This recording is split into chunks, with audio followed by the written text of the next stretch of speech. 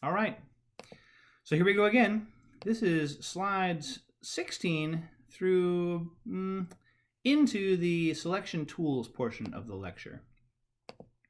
And I think that you'll see some information about different kinds of selection tools. Again, you're not going to use all of these in your selection process, but many of them you're probably familiar with. Some of them you'll use because they have a lot of, some of them have a lot of utility. Some of them not so much, and we'll talk about why that is in terms of validity, reliability, cost effectiveness, and things like that. So let's start with application and resume. Application and resume, we have both of those things. Do we need them both? Probably not. Resume is certainly a nice way to show your individuality, but not standardized. So an application takes that resume information and puts it in a standard format. And often what happens is your HR information system puts that right into an applicant tracking database or whatever, so you're already getting that preliminary information about the candidate or the applicant into the company records. Applications also give an opportunity to sign off or agree to things that resumes don't. So for example, I understand that I'll be asked to take a drug screen for this job, or I understand that this is an equal opportunity employer, or I understand they might ask me for a reference check, or whatever, and you're signing it. I promise that everything that I've said on here is true, right? So you're signing it to make sure that they know that you're asserting that what you've done in the application is true. Don't get that from a resume. And by the way, resumes, I think they're going away. I think that the traditional one-pager resume is kind of going away. If you have a LinkedIn account, and you should, if you don't, lots of information on there. A lot of recruiters look at that and would rather look at that than a resume because there's just so much information there. Who's endorsed you for what kinds of social media presence you have, what kinds of things you've done, not just your job experience, right? Resumes, about a third of resumes contain some intentionally inaccurate information, meaning not that the person made a mistake or kind of fudged it, but intentionally lied, right? About 500,000 people in the U.S. have fake degrees. That's concerning, right? That's going to be something that you want to check the resumes carefully for, and that's why we have reference checks and background checks. And also, recruiters don't look at resumes for very long. They're really looking for keywords. They're looking for, do you have the bachelor's degree or the master's degree or whatever is required for the job? Do you have, or do you mention the skill set that we're looking for? Experience in accountancy, engineering know-how, whatever it happens to be, right? It says 30 seconds on this slide. I would say even less, right? And now we have bots. Now we have computer programs that can look for this information for us, so we don't have to worry about people looking at it, and you lose the human touch entirely. In the middle of the slide, it talks about biographical information blanks, or biodata, or BIB, right? And what these are is kind of, typically they're sort of an addendum to an application, and it'll ask you questions about what are your interests, what are your hobbies, where do you volunteer, right? What kinds of avocational things do you do in your spare time? And those are nice because they're somewhat predictive of job performance. They're kind of in the middle if you remember our table of different predictive validities, right? The problem is candidates often look at these and say, wait a minute, why does it matter where I volunteer? What does that have to do with my ability to do this job, right? Why do you need to know that I work at the pet shelter, 3 times a month or whatever? So it has an issue with face validity, unfortunately. It could also lead to discrimination. What if you say, oh, I'm a member of the Knights of Columbus. Oh, I'm a member, I'm involved with my local, whatever that talks about your race or your religion or your gender, right? And is that something that they're going to use, or politics? Is that something they're going to use to say, yeah, you know what, the person's not for us, right? And potentially cause a discrimination issue.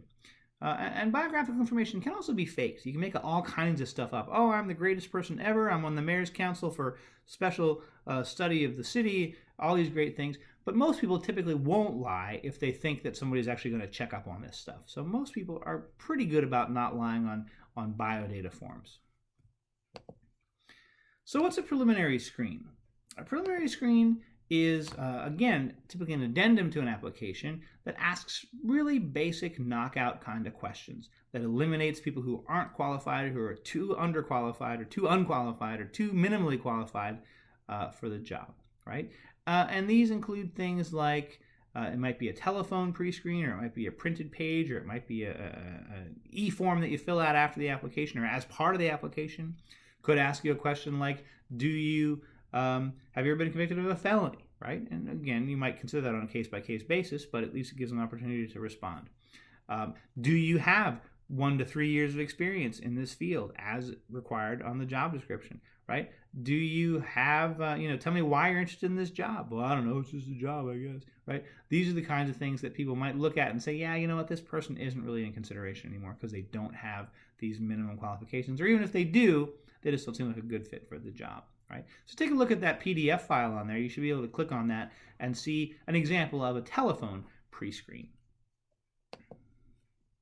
Now, I'm a big fan of assessments. I think assessments are great. I'm an assessment man from the old days. We used to work a lot in developing assessments and tests and tools like that for big companies and some small companies as well. And there's lots of different kinds of tests out there. Some of them great, some of them not so great. I put on here a list of wrong tests and a list of right tests. So the wrong tests include things like the polygraph, right? The lie detector test. In the 1990s, we passed the Employee Polygraph Protection Act, which says that you cannot use a polygraph for selection purposes, with 3 exceptions. 3 industries are exceptions. One is police, security is a second one, and police also includes like FBI and CIA and things like that, federal intelligence. And then, for some reason, I think pharmaceuticals is the third industry which is allowed to use polygraphs for selection. Not sure why that's the case. Lobbying, maybe. Anyway, polygraphs are too expensive. They have to have a special administrator. You have to have specialized equipment. It takes a long time. And it's possible to game them, too. So the issue really is the people who are best at gaming them are the ones you absolutely don't want to hire, right? So sociopaths, people like Dexter, if you watch that TV show, he would beat a polygraph any day of the week, right? Pass it with flying colors. And that's exactly the kind of person that you really want the polygraph to catch. So not that practical in many cases. Graphology is a study of handwriting, right? And in Europe, in some parts of Europe, they still use this. And they say, well, you can tell a lot about someone by their handwriting. And they have big whorls, they're disorganized, or they have nice, tight, neat writing. Oh, they're very organized and conscientious. I'm not sure. I don't think that there's a whole lot of scientific evidence behind that. And if you look back at our table in the previous lecture or previous slides about validity of these different selection tools, graphology is at the bottom. It doesn't have a whole lot of predictive criterion-related validity. And by the way, who writes longhand anymore much anyway, right? Everything we do is typing. Psychological tests, probably bad because most of the ones that are still, some of them are still used, have some issues. The Minnesota Multiphasic Inventory is a popular one. That's used for some police forces and FBI agents and things like that. The problem is this test was developed and normed based on inmates in an insane asylum. So up in Minnesota, so of all things, right? So it has questions on it like, do you ever hear voices that tell you to hurt yourself? Do you like to start fires, right? Things like this. First of all, anybody with any sense would understand that you're probably going to want to answer these in a socially acceptable way if you want to get the job, right? And the other thing is, if they do answer them honestly, you might find out some stuff about people that discriminates against them based on the Americans with Disabilities Act, right? Do they have mental health issues? Maybe they're in treatment. Have you ever felt sad, so sad you wanted to hurt yourself or end it all? That's a legitimate question that some people might say, yeah, I have felt like that. And now suddenly you say, well, I'm not going to hire you because you've got depression issues. Well, gosh, now you may be discriminating against them, right? And of course, you don't want to use any tests that are low or have unproven reliability or validity. Now, some of the right tests we can talk about just make better sense from a cost and utility perspective, also from a reliability and validity perspective. And one of those is integrity tests. Make much more sense than a polygraph. Much cheaper to administer. Same kind of thing that they're getting at. Are you honest? Things like that, right? The reason that these are good, particularly for jobs where people will be handling money, is because they're quick and easy, but they also have what's called a lie scale in them. So they won't allow people to answer too honestly, right? If you answer like you're an angel, a question might be, I've never lied to my parents. I've never stolen anything, not even something less than $1. Almost everyone's done that, right? So if you look too good on paper, the test is designed to find you out and give you a score that says, you know what, this person might be just trying to fake it to be so good. What's we call dissimulating, right? Trying to fake the answers the way that the employer wants you to or the way that's socially acceptable to pass the test, and well-built integrity tests have lie scales that prevent that from happening. Cognitive ability tests could be great, but maybe not. Cognitive ability is one of the best predictors of job performance in almost any industry. Problem is, IQ tests, standardized tests, they've already been shown in many, many studies to be discriminatory against women and against minorities, right? Maybe because they're designed by old white men, I don't know. But there are some cognitive ability tests out there that are reasonably good. Some of them are reasonably inexpensive. There's a link on there for you to try the Wonderlic. If you haven't ever tried it, you should give it a try. It's a pretty quick general knowledge test, asks you questions just to see if you're the kind of person who might, be at least on the ball enough to do the job. But the problem with this is it's not usually very job related, right? It's very general knowledge. How does, answering a question about whether these two words are the same or not, how does that have anything to do with whether you're able to do the job of managing people or building widgets or, doing accounting sheets? It doesn't have a whole lot to do with it, frankly.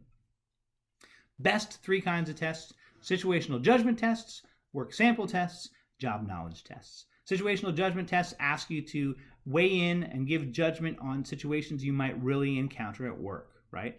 Work-related, high content validity, really good idea, right? How would you handle 2 employees who are fighting but need to get a project done by the end of the day? Great management question, right?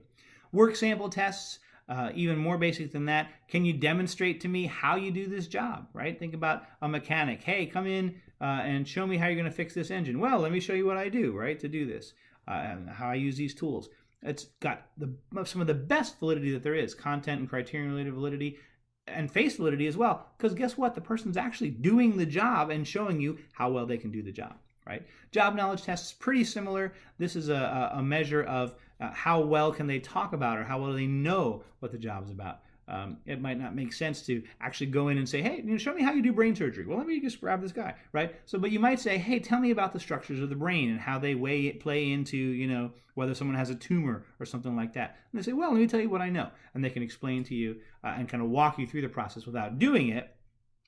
So not quite as high validity, not quite as similar to the job as a work sample test, but a great way to learn about somebody's knowledge nonetheless. All right, when we come back, I'm going to talk about interviews and go through that, and also references and contingent methods, and that'll be the last lecture except for our lecture or our piece of the lecture about assignments that are due. So thanks for listening, and come back and watch the next one.